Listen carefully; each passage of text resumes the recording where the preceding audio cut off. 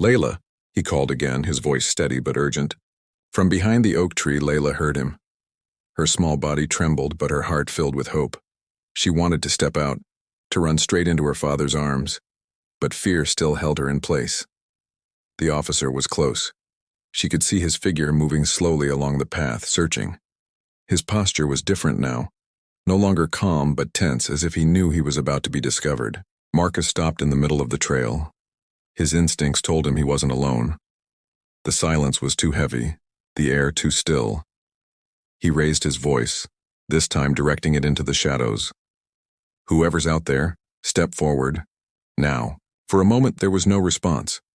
Then, from the darkness, the figure of the uniformed officer appeared. His badge glimmered faintly under the beam of the flashlight. He adjusted his cap, his expression unreadable. "Evening, Captain," the man said with a forced calm. "Everything's fine here. I was just making sure the park was safe." Marcus's eyes narrowed. He knew most of the officers in the district, but this man was not familiar. His gut twisted. Something wasn't right. "If that's true," Marcus said slowly, "then why is my daughter hiding in these trees, afraid to move?" The officer froze, his composure breaking for just a second. His eyes darted to the side where Layla was hidden. The small movement was enough for Marcus to confirm what his instincts had been shouting. This man was not here to protect. Marcus took a step closer, his flashlight fixed on the man.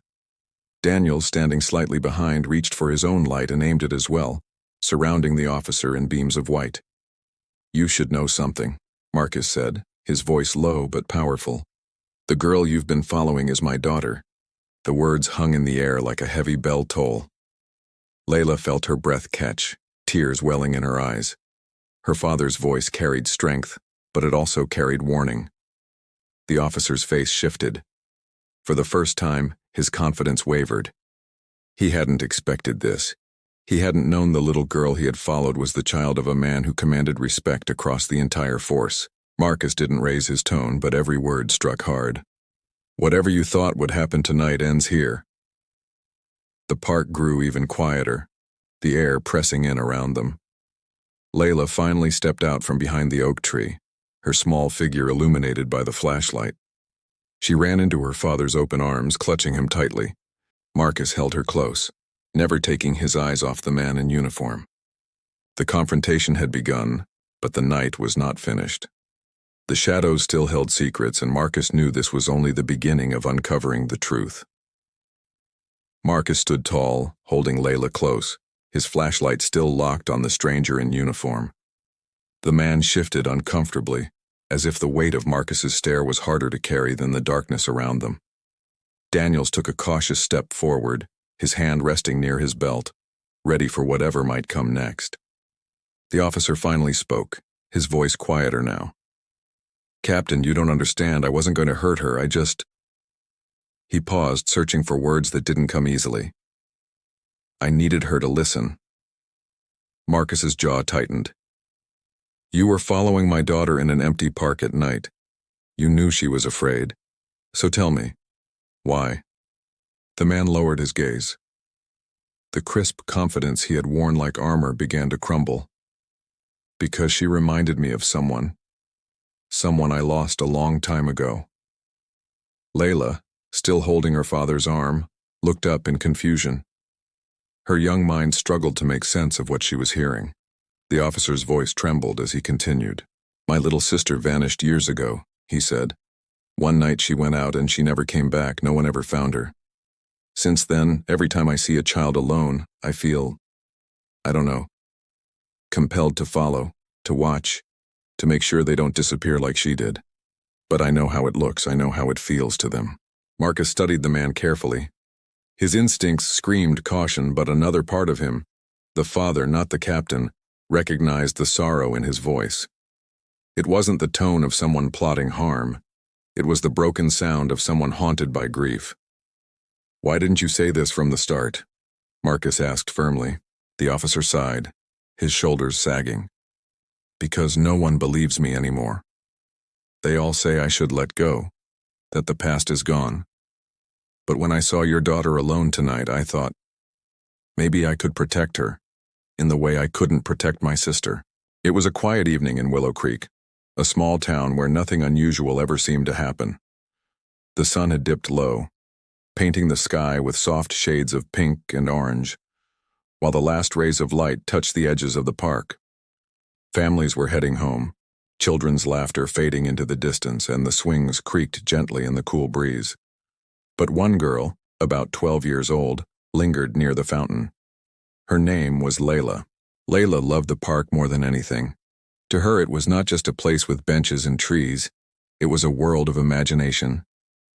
She often pretended that the tall oak trees were castle towers and that the cobblestone path was a secret road leading to hidden kingdoms. This evening, however, something felt different. The park was quieter than usual. The air seemed heavy, and even the birds had grown silent. As Layla tied the ribbon in her hair, she noticed a man in uniform standing a few feet away. At first glance, he looked like a regular police officer. His badge glinted under the faint light of the lamppost, and his cap sat firmly on his head. He smiled politely when Layla's eyes met his, and for a moment she felt reassured. After all, police officers were supposed to protect people, but the officer's smile lingered too long. His eyes did not carry the warmth she expected. They seemed calculating, almost as if he were studying her every move. Layla shifted uncomfortably, suddenly aware of how empty the park had become. Her heart beat faster, though she didn't know why. The officer stepped closer. "It's getting late," he said in a steady voice. "Shouldn't you be heading home?" Layla hesitated. Something inside her whispered to leave, but another part of her reminded her that this was a man in uniform, someone she was told to trust. She nodded quickly, tightening her small backpack straps and preparing to walk away. Still, the officer didn't move. He just stood there watching her. The way his eyes followed her made her skin prickle. Layla took a deep breath, telling herself she was imagining things. But then she remembered her father's words. Not everyone who wears a uniform carries the same heart behind it. Always trust your instincts. Her father, Captain Marcus Hayes, was not just her dad. He was one of the most respected officers in the state. Layla often bragged to her friends about how brave and fair he was. Yet tonight, she wished more than anything that he were standing right there beside her. As she slowly walked toward the park's exit, the officer's footsteps echoed behind her. Each step seemed heavier, louder, and closer. Layla's chest tightened. She tried to quicken her pace, but the sound of his shoes striking the pavement matched her speed. The once friendly figure no longer felt safe. The streetlights flickered on, casting long shadows across the path. Layla could feel it in her bones. Something was not right. And though she didn't know it yet, this was the beginning of a terrifying night that would test both her courage and her father's love. The night had fully arrived, and the park looked like a different place. The playful colors of sunset were gone, replaced by shadows that stretched across the ground like dark fingers. Layla walked quickly, her small shoes tapping nervously against the cobblestones. Her heart thumped in her chest, and though she tried to stay calm, the sound of the officer's footsteps behind her grew more and more unsettling. She glanced over her shoulder. The man in uniform followed steadily, his face unreadable in the dim light. He didn't speak this time. He didn't smile. He just kept walking after her, as if he had decided that leaving the park was not an option for her tonight. Layla tightened her backpack straps again and tried to convince herself that maybe he was heading in the same direction. Maybe it was only her imagination. But deep inside, she knew better. The officer wasn't going home. He was following her. Her father's voice echoed in her mind again. If something doesn't feel right, don't ignore it. Stay sharp. Stay brave. Gathering her courage, Layla turned onto a side path that led toward the old gazebo. It was darker there, but she thought she could take a shortcut to the exit. The path was narrow and covered in fallen leaves. Her footsteps crunched louder than she wanted, almost as if the whole park could hear her fear. The officer followed. His pace was slower now, but more deliberate, like he didn't want to scare her into running. Yet, Layla bit her lip and pushed forward, wishing the park wasn't so empty, wishing someone else was there to see what was happening. The gazebo came into view, its wooden beams casting crooked shadows across the ground. Layla paused, catching her breath. She could feel the man's presence close behind her. Turning suddenly, she called out, trying to sound braver than she felt. "Why are you following me?" Her voice trembled, but the words cut through the silence. The officer stopped a few steps away. For a moment there was no sound except the whisper of the wind through the trees. Then he spoke, his tone calm but strangely cold. "I just want to make sure you're safe," he said. Safe. The word felt wrong in her ears. If he wanted her safe, why did his eyes look so sharp, like he was hiding something? Layla's instincts screamed at her. She backed away, her small hands gripping the straps of her backpack like they were her only shield. The officer's boots shifted against the gravel and the quiet chase began again. Suddenly, Layla remembered the small phone her father insisted she always carry. Her heart leapt with hope. She slipped a hand into her pocket, feeling for the device.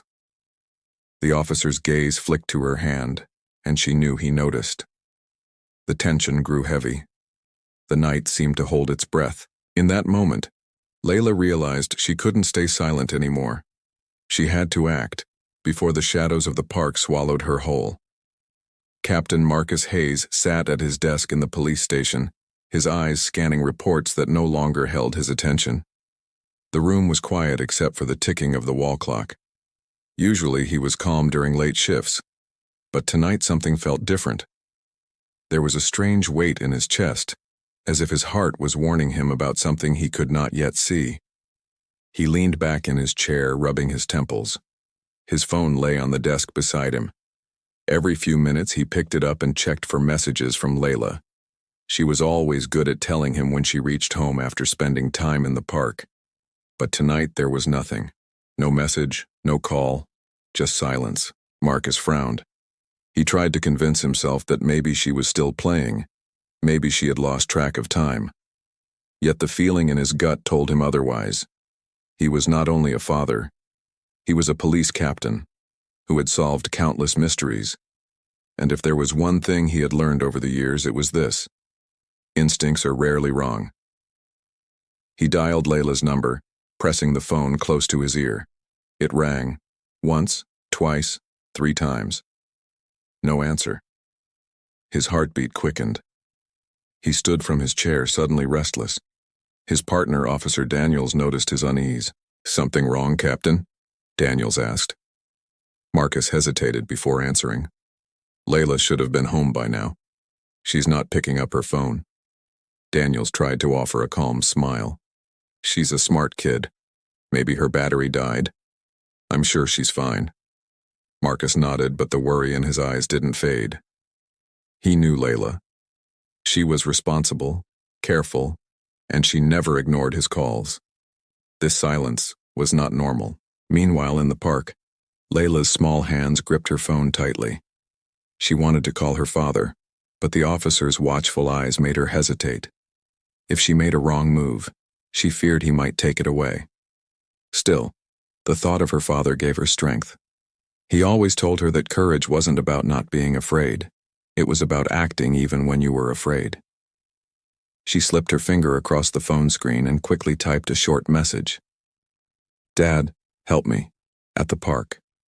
She pressed send, her heart pounding like a drum. Back at the station, Marcus's phone buzzed on the desk. He grabbed it instantly, reading the short message again and again, each word striking him like thunder. His breath caught. Daniels noticed his expression change. "What is it?" Marcus's voice was firm, though filled with worry. "She's in trouble, at the park." Without wasting another second, Marcus grabbed his coat and keys. His instincts had been right all along. His daughter was out there, alone, and someone was with her. As he rushed toward the door, one thought echoed in his mind. Whoever was with Layla didn't know whose daughter she was, and that mistake would change everything. The drive from the station to the park usually took 10 minutes, but for Captain Marcus Hayes, every second felt like an eternity. The streets of Willow Creek blurred past him as his car roared through the night. His hands gripped the steering wheel tightly, and his eyes stayed fixed on the road ahead. The message from Layla echoed in his mind. Dad, help me, at the park. Beside him, Officer Daniels held the radio, trying to calm his captain. We'll find her, Marcus. She's strong and you trained her well. Marcus's jaw tightened. She's just a child, Daniels. And if she sent me that message, it means she knew something was very wrong. Meanwhile, back at the park, Layla moved carefully along the dark path near the gazebo. She had managed to send the message, but the officer was still close behind. His heavy footsteps echoed against the empty playground, growing louder as the silence deepened. Layla's eyes darted around, searching for a place to hide, a corner where she could wait for her father to arrive. The swings swayed in the breeze, their creaking sound adding to the tension. Layla tried to stay calm, repeating her father's words in her head. Don't let fear freeze you. Fear is only a signal. Use it to act. She ducked behind a large oak tree, pressing her back against the rough bark. Her breathing came in shallow bursts, and she clutched her phone like a lifeline. For a brief moment, she thought the officer had lost track of her. But then, his shadow stretched across the path. He was still searching. At that very moment, Marcus's car screeched to a stop near the entrance of the park. He jumped out before the engine had even quieted, his flashlight in one hand. Daniels followed, keeping pace as the two men hurried down the dark trail. Layla, Marcus called, his voice firm but filled with urgency. His words carried through the trees, breaking the heavy silence of the night. Layla's heart leapt at the sound. Relief washed over her and tears stung her eyes. She wanted to run toward her father, but fear held her still. What if the officer reached her first? The man in uniform froze when he heard the shout. For the first time, his steady composure broke. His eyes narrowed, and he glanced around, realizing that Layla was no longer alone. Marcus's instincts sharpened. He could feel the presence of another figure in the park.